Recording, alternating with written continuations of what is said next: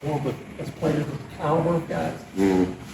And how do you feel like that you're able to find those guys? Because I know you've already got a couple of guys, a few guys in the transfer portal in just a couple of months to know that they're not just players, but the kind of players that you're looking for.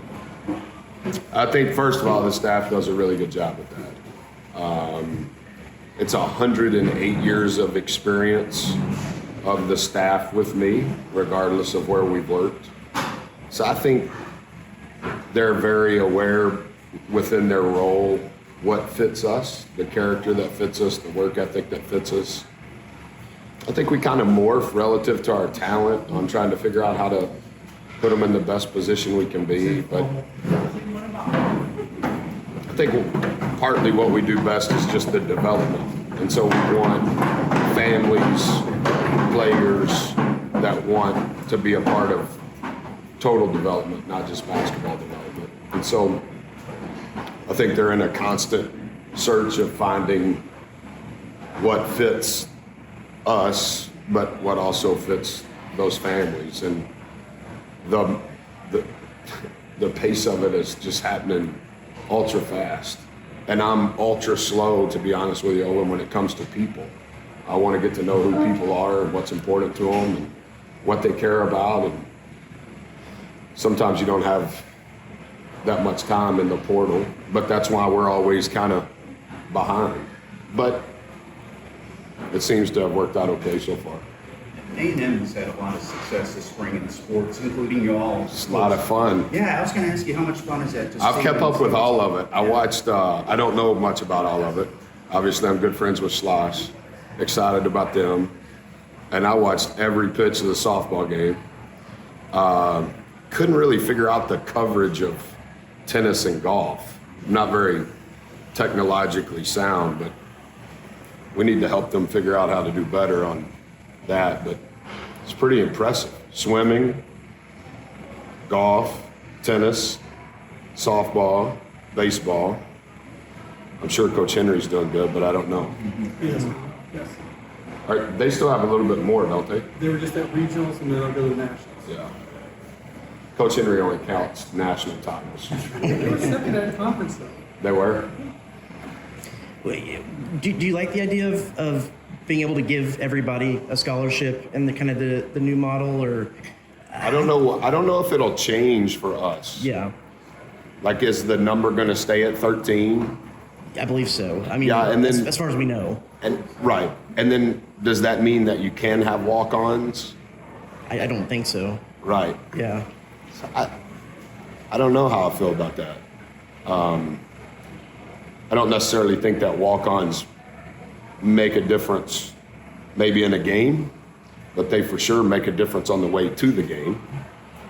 And so I think the experience that those kids have, not just basketball, just in general, and not just at Texas A&M, across the country, that'll impact a lot of kids.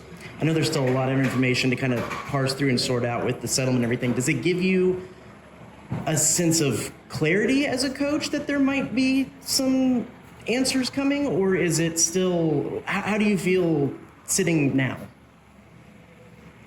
I think there's clarity that all the lawsuits are over, but what's the motto going to become? I still think that's 4 to 6 years from sifting all the way out. I think everybody knows the settlement is over. And so I don't know that anybody knows anything else more than that, even as of now. Mm-hmm. Is it going to be the fall of 25? Maybe something. What is it going to be in the fall of 25? I don't think anybody really knows. Mm-hmm. And then what's it going to be 5 years from now? I don't know. I'm trying to do better at just being in the moment and being the best that I can right now in my role, but also within all the things that are changing. Can our program and what we're built on be the one thing that doesn't change despite all the things that are changing? We'll have to adapt, and we will, and we'll figure it out, but I don't think anybody knows what it's going to be.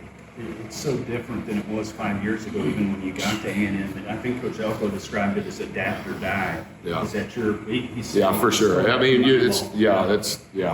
I think that is from Moneyball, but you'll be extinct. And I think there's even roles now that have been a part of college athletics forever that will be over a year from today. You know what I was thinking about on that point is from the first time I came here, there was the pandemic, then the portal began, then NIL began. Now the leagues are different, including ours. In the time that I've been here, including myself, there's only 4 coaches that were here the first year that are here now at their same job. It's pretty remarkable. In 5 years. That doesn't count football coaches, ADs, presidents, women's basketball coaches, baseball coaches. It's pretty fast. You're on your third AD. 5 years. Third AD, third president, second basketball coach, second football coach, second baseball coach. Yeah.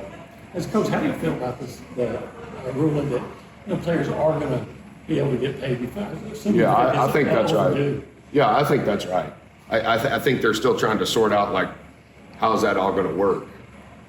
I think there has to be not necessarily a cap, but some system on if you work at XYZ and I work at ABC, are we playing the same game or are you in a different game? And I think that's what they got to try to figure out. Whoever they are, I think they got to figure out who they is first. I was assuming your career, you probably come across guys that needed money and probably deserved it for what they were doing. Yeah, there's a lot of players that have done a lot wherever they've been, and it has helped them. But considering how they've helped me, or our staff, or our institution, or our department, yeah, I don't think I personally don't have a problem with the money. It's just, is there gonna be some level of systematic process on how we go about that? And I think obviously that's what I'm trying to figure out.